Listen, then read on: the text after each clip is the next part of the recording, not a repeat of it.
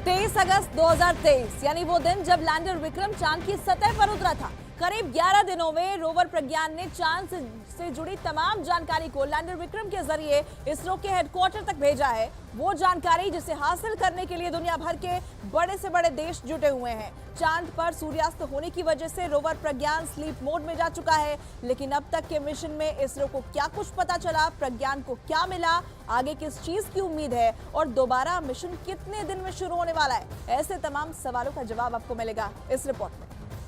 Lander module चंद्रमा की सतह पे लैंड हो चुका है।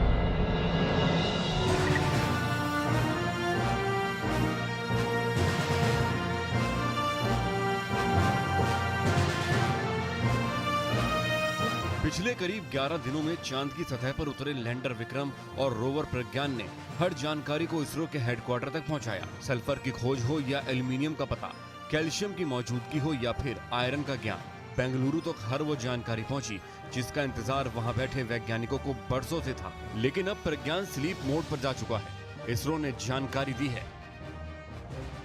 प्रज्ञान रोवर ने अपना काम पूरा कर लिया है। इसे अब सुरक्षित जगह पर स्लीप मोड में सेट किया गया है। इसमें लगे दोनों पेलोड APXS और LIBS अब बंद हैं। इन पेलोड से डेटा लैंडर के जरिए पृथ्वी तक पहुंचा दिया गया है। बैटरी पूरी तरह से चार्ज है। रोवर को ऐसी दिशा में रखा गया है कि 22 सितंबर 2023 को जब चांद पर अगला सूर्योदय होगा तो सूर्य का प्रकाश सौर पैनलों पर पड़ेगा। इसके रिसीवर को चालू रखा गया है। उम्मीद की जा रही है कि 22 सितंबर को ये फिर से काम करना शुरू करेगा। चांद पर अपनी करीब 11 दिन की जर्नी के बाद रोवर प्रज्ञान स्लीप मोड में है। ऐसा इसलिए क्योंकि वैज्ञानिकों के मुताबिक चंद्रमा पर 14 दिनों तक रात और 14 दिनों तक सूरज रहता है। 14 दिन की इन रातों में तापमान -200 के नीचे चला जाता है। ऐसे में प्रज्ञान की हिफाजत के लिए इसे स्लीप मोड में डालना जरूरी है।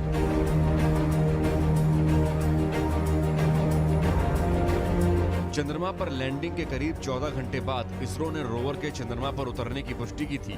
अब तक के सफर में रोवर प्रज्ञान ने लैंडिंग पॉइंट से करीब 100 मीटर की दूरी तय कर ली है।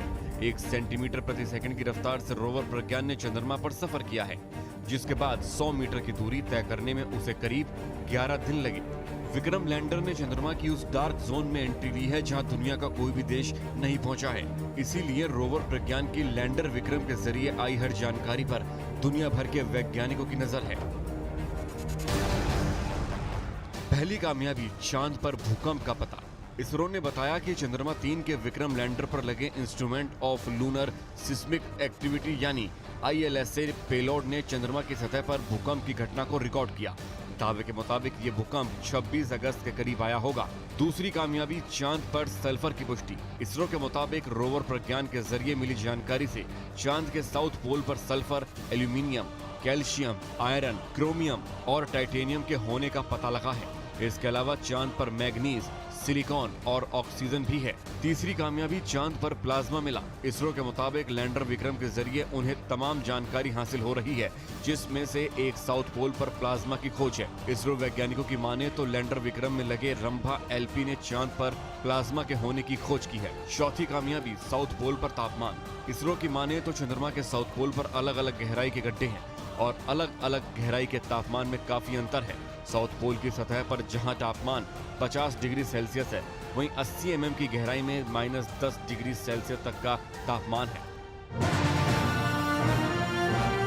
प्रज्ञान रोवर में लगे सेंसर अब तक के सबसे बेहतर सेंसर कहे जा रहे हैं। इसका सबूत है 27 अगस्त को प्रज्ञान का एक सीधे रास्ते से गुजरते हुए तुरंत अपनी दिशा से मुड़ना। इसरो के मुताबिक प्रज्ञान को उस रास्ते पर 4 मीटर के गड्ढे के होने का पता लगा, जिसके बाद प्रज्ञान ने खुद अपना दूसरा रास्ता चुना। इस वक्त प्रज्ञान स्लीप मोड में है, लेकिन वर्किंग है। उम्मीद की जा रही है कि 22 सितंबर को जब चंद्रमा पर सूरज की पहली किरण पड़ेगी, तब प्रज्ञान फिर जागेगा और चांद की सतह से जुड़ी जानकारी को इसरो हेडक्वार्टर तक भेजेगा।